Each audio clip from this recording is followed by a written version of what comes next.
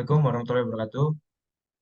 Kami di sini dari kelompok 8 mendapatkan modul satu yaitu tentang menentukan tegangan Plateau detektor Geiger Muller dengan simulasi red lab.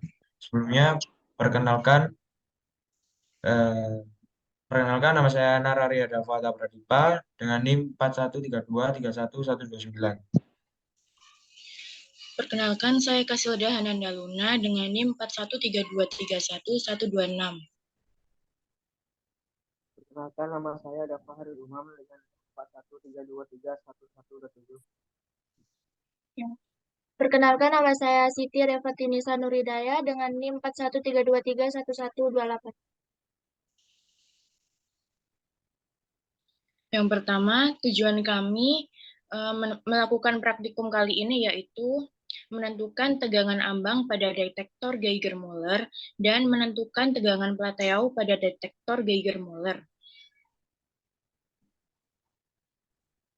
Lalu selanjutnya ada alat dan bahan yang kami gunakan dalam praktikum kali ini yaitu yang pertama ada PC atau laptop, yang kedua software RedLab, lalu selanjutnya ada sumber radioaktif CO60, sumber radioaktif CS137, high voltage, preamplifier, amplifier, dan counter.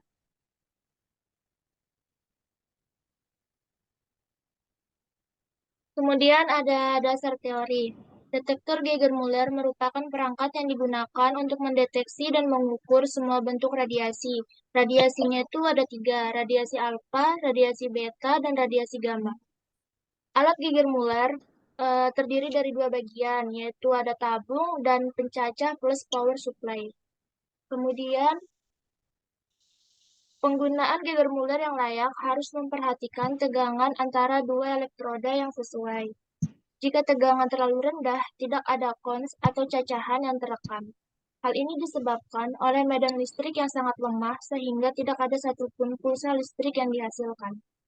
Sebaliknya, jika tegangan terlalu tinggi, tabung akan mengalami continuous discharge dan tabung akan rusak. Kemudian, tegangan pada saat tabung Geiger-Muller mulai menghasilkan cacahan atau cons disebut dengan starting potential. Kemudian ada batas ambang. Tegangan adalah tegangan di mana area plateau dimulai. Laju cacahan atau konteks meningkat dengan cepat pada saat tegangan dinaikkan. Setelah peningkatannya cepat, laju cacahan melambat. Range tegangan ini disebut dengan daerah plateau.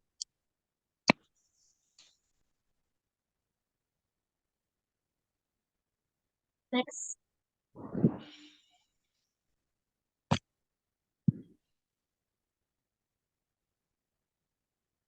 Berikut ini adalah cara kerja untuk penggunaan red lab.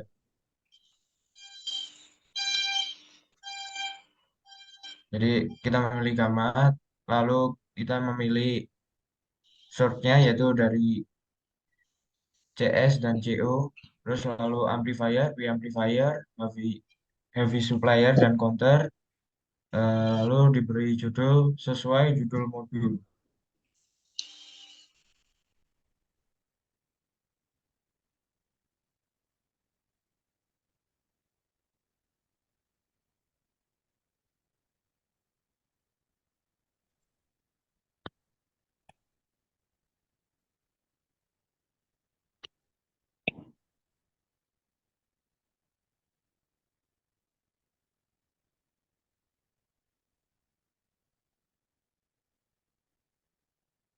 Kita ke file, select eksperimen, terus lalu kita menuju yang sudah kita siapkan tadi.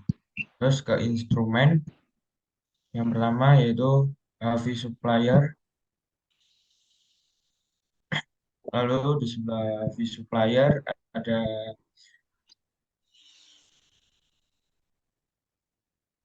yaitu preamplifier, terus Geiger-Muller-nya,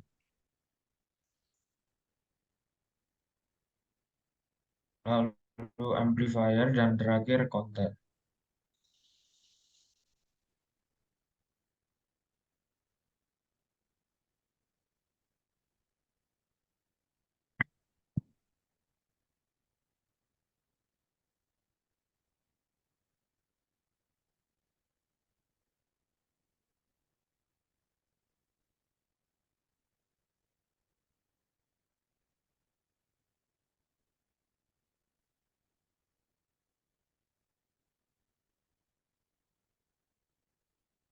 Lalu time-nya kita ubah menjadi 60 putaran.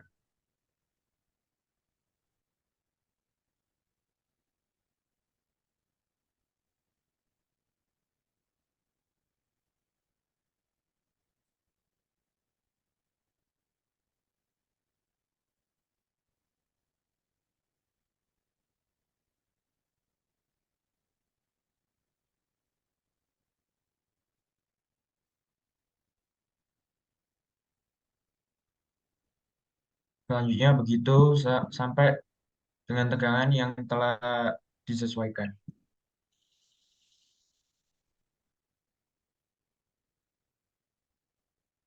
Kemudian, data hasil pengamatan. Jadi, dari penelitian yang telah kami lakukan, kami menemukan hasil data bahwa pada pengukuran pertama, yaitu tegangan 0,05 dan tegangan 0,5 volt, tidak menunjukkan laju cacahan yang bernilai 0. Hal ini menyebabkan pulsa listrik tidak dapat dihasilkan. Kemudian, pada tegangan 0,8 sampai 2,99 volt, laju cacahan menunjukkan angka. Inilah yang disebut plateau region atau daerah efektif yang berada di pengukuran ketiga 0,8 volt dan pengukuran ke-10 2,99 volt. Next.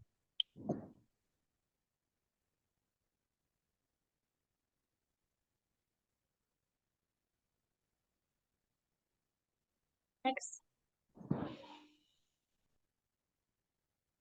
Dan ini merupakan grafik yang dihasilkan dari data penelitian yang telah kami lakukan.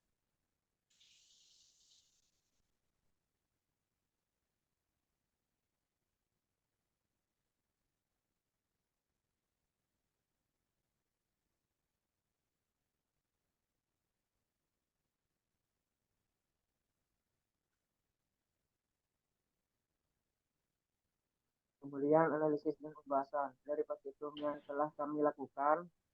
Tegangan awal atau starting voltage pada detektor Geiger-Müller biasanya harus mencapai nilai tertentu agar detektor dapat berfungsi dengan baik. Tegangan ini disebut tegangan ambang atau threshold voltage. Nilai tegangan ini bervariasi tergantung jenis detektor Geiger-Müller dan kondisi pengukuran yang dilakukan.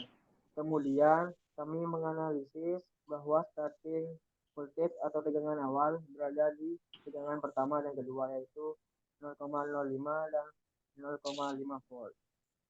Hasil dari counter ini tidak menunjukkan laju cacahan, sehingga pulsa listrik pun tidak dapat dihasilkan.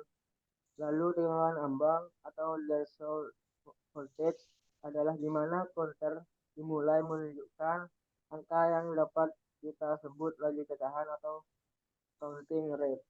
Pada praktikum ini, threshold voltage berada di tegangan ketiga, yaitu 0,8 volt. Dan untuk daerah kerja atau plateau region merupakan daerah paling efektif untuk menggunakan detektor Geiger-Müller. Menurut analisis kami, plateau region data kami berada di pengukuran ketiga, yaitu 0,8 voltage sampai ke 10, yaitu 2,99 volt.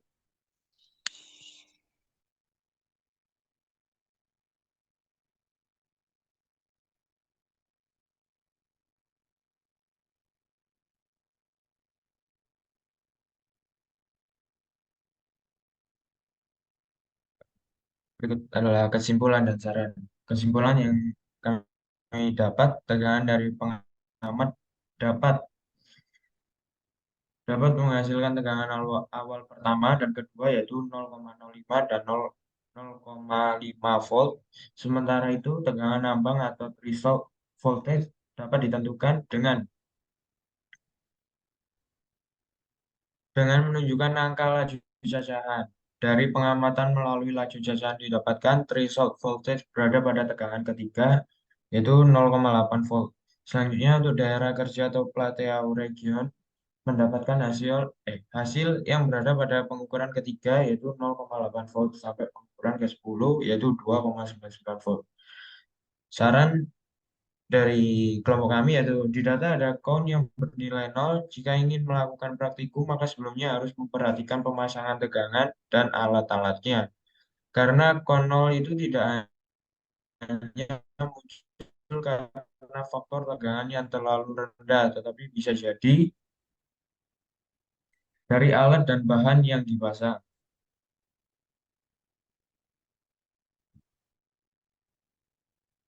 Referensi yang kita gunakan yaitu dari modul praktik fisika.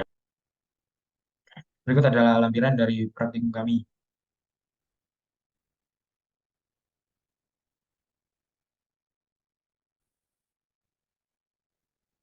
Oke, mungkin cukup sekian. Kurang lebihnya kami mohon maaf apabila ada kesalahan atau ketidakjelasan kami menjelaskan. Assalamualaikum warahmatullahi wabarakatuh.